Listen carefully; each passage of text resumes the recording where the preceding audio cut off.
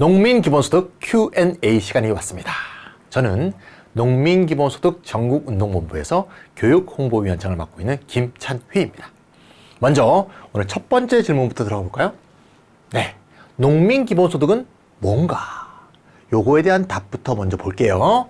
답은 모든 농민 개인에게 정기적인 현금을 조건 없이 드리는 것, 이게 농민기본소득이 되겠습니다.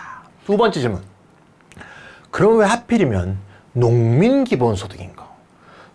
이 우리나라에 살고 있는, 대한민국에 살고 있는 사람은 굉장히 많은데 왜 농민기본소득을 먼저 주려고 하느냐? 이유는 너무나 당연합니다.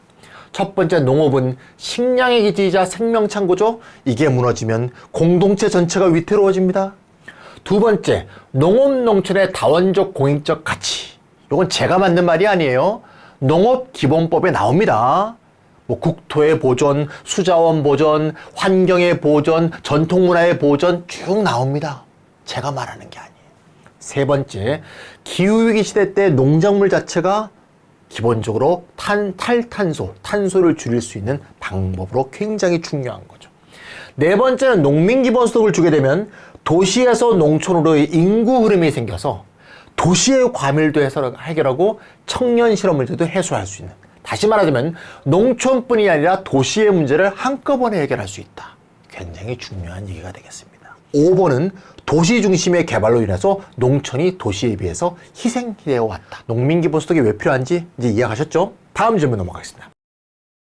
자, 그러면 농민기본소득에 동의를 했다 그럴 때 마지막에 나오는 질문이 이거예요. 아니, 농민한테 이미 주고 있는 게 많잖아. 뭘 주고 있는데? 공익형 직불금 주고 있잖아. 그럼 왜 공익형 직불금이 있는데 농민기본소득을 또 하려고 하는가? 이게 질문이 나올 수밖에 없죠. 자, 우리가 이미 공익형 직불금은 문제점을 알고 있어. 제가 한번 정리해 드리는 것 뿐이야. 첫 번째, 공익형 직불금이 생긴 거는 작년입니다. 2020년 처음 시작되었죠. 이게 그 전까지 있었던 쌀 직불금 같은 경작하는 작물에 따라서 주어지는 직불금의 문제를 해결하려고 한 거죠. 그래서 가장 좋은 점이 뭐였냐면 이거예요. 소농 직불금이 생겼죠. 그래서 0.5헥타르 미만의 땅을 경작하는 농민에게 월 10만 원 정액을 주는 소농 직불금이 생긴 게 공익형 직불금의 가장 큰 장점입니다. 소농 직불금은 인적 보장의 시작이라는 의의를 갖고 있다. 그런데 문제는 뭐냐? 용두삼이 아시죠? 시작은 거창했어. 결과는 어때요? 결국 면적 직불금이 전체 직불금의 몇 퍼센트? 74.7%.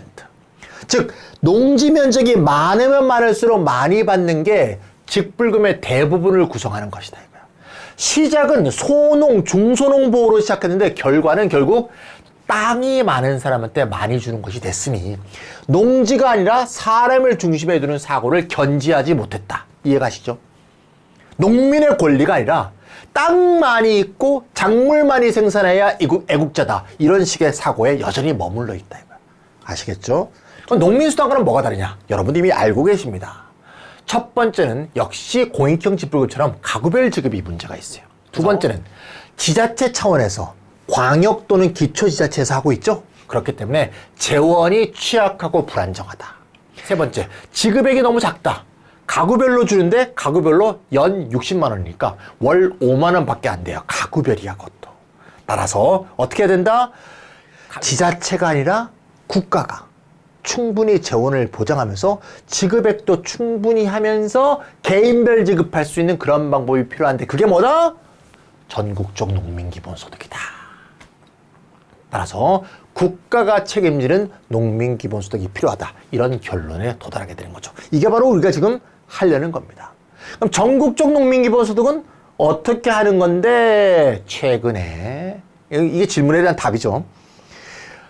우리 농민기본소득 전국운동본부가 2년 동안 정말 열심히 해서 농민기본소득 법안을 드디어 발의했습니다. 18조는 매월 30만 원을 최저액으로 한다. 이상. 30만 원 이하는 안 받아. 30만 원 정도는 해야 소득 안정과 삶의 질이 보장된다. 자, 그러면 이제 어떤 질문이 나오겠어? 아니, 농민한테 모두 월 30만 원씩 주면 그 재원은 어디서 나와? 돈은 어디서 나오나? 이런 질문이 나오죠? 그 질문에 대한 답입니다. 농식품부 예산을 국가 예산 전체의 5%대로 올려야 된다는 게 저희 농민기본소득의 주장입니다. 왜냐? 5%대로 올려야 되는 이유는 뭔가 하면요.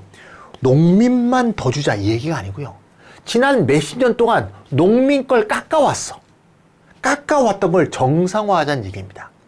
5%를 좀 높게 잡은 거고요. 결론적으로는 4% 정도만 되면 돼요. 하나씩 볼게요. 2020년 농가 인구수를 보니까 농가에 속한 인구수, 사람 전체입니다. 231만 명으로 계산됐어요. 통계청의 농림어업 총조사입니다. 이 231만 명에게 매월 30만 원 주면 곱하기 30 곱하기 12 하면 연간 예산이 나오겠죠? 예, 12달이니까 총 재원은 8조 조금 넘습니다. 그럼 어떻게 되느냐? 2021년 농식품부 예산이 16조 조금 넘어요. 거기에 내년 예산을 딸 때 농민기본소득을 하자고 8조를 추가하게 되면 24조 6,256억이 내년 예산에 필요합니다. 이해가시죠? 내년 예산이 기재부가 이미 올려놓은 안에 2022년 내년 예산이 593조예요. 다시 말하자면 기존의 농식품 예산은 그대로 두고 전국 농민기본소득에 필요한 8조를 더해도 내년 예산의 4.15%면 충분히 모두에게 매월 30만 원 줄 수 있다. 근데 소농직불금이 인적지급이라는 면에서 비슷하잖아요. 그래서 소농직불금 아까 5천억 원을 통합해버리면 재원이 좀 줄겠죠? 4.07%면 된다.